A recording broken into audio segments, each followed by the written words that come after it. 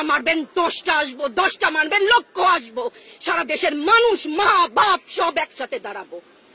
আরো বলেন না আমি হিজাব পরি, বলেন আমি হচ্ছে গে জঙ্গি, আরো বলেন না যারাই প্রতিবাদ করছে জঙ্গি। হ্যাঁ, 71-এর সময় জঙ্গি এক যদি চেহারা অমন হয়, 24-এর জঙ্গির চেহারা এরকম হবে। তাহলে ওদের সন্তানকে মানুষ করার জন্য আমাদের কাছে শিক্ষকদের কাছে পাঠিয়েছিল, কি জবাব দিব? আমার তো কোনো মুখ নাই, আমি শিক্ষক, আমার ভাষা নাই, তাদের কাছে হাত জোর করে মাপ চাই। নিরাপত্তা দিতে পারি নাই, নিরাপত্তা দিতে পারি নাই। মনে হয় রাস্তায় শহীদ হয়ে গেলে যদি এই লজ্জা আমার কিছুটা কাটে, ওদেরকে বলবার আমার কিছু নাই। আমার বাচ্চাগুলা না খেয়ে আছে, আমার বাচ্চা, আমাদের বাচ্চা না খেয়ে আছে। আপনাদের ঘরে নাই? এই পুলিশ ভাইদেরকে বলি, এদের বাপ মা নাই, এদের আত্মীয় স্বজন নাই, এদেরকে কেউ বলে না যে তোমরা কি করছো? এদের সন্তান পেছনে নাই?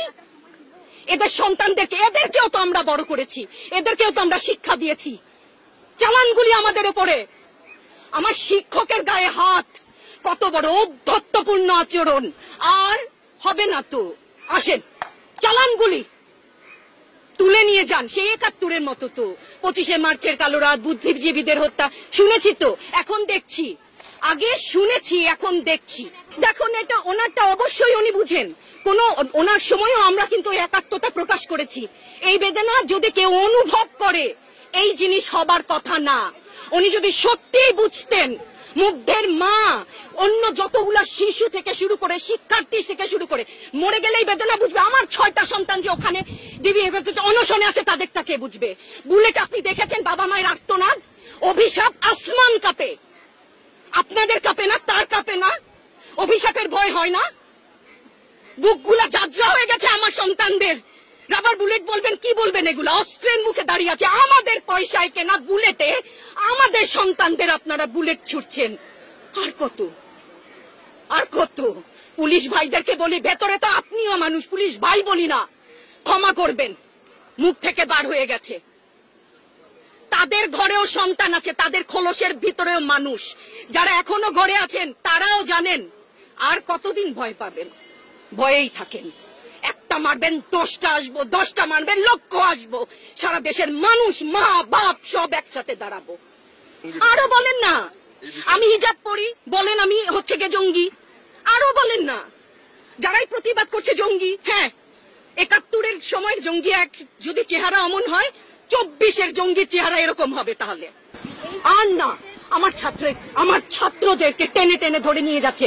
কি হিসাবে, কোন বিচারে? আপনারা বলেন যে ওদের বলা দিয়া কিছু বলেন না। রাস্তার যে একটা মূর্খ মানুষ, যার লিটারাল সেন্সে কোনো ক খ গ ঘ শিক্ষা নেই, সেও জানে, সেও দেখেছে। এটা আগের যুগ না, ইনফরমেশন সবার কাছে আছে। আপনি তথ্য কতদিন বন্ধ রাখবেন? কতটুকু বন্ধ রাখবেন? এই সমস্ত মিথ্যাচার করে ওনাদেরকে ছোট হতে, হাস্যরসের পাত্র হতে প্লিজ একটু অনুরোধ করেন। গ্রেফতার তো এমনিই করছে, দল করলেই কেন? দল করার এটা স্বীকৃতি দিতে হবে, দল করলে ক্ষতি কি?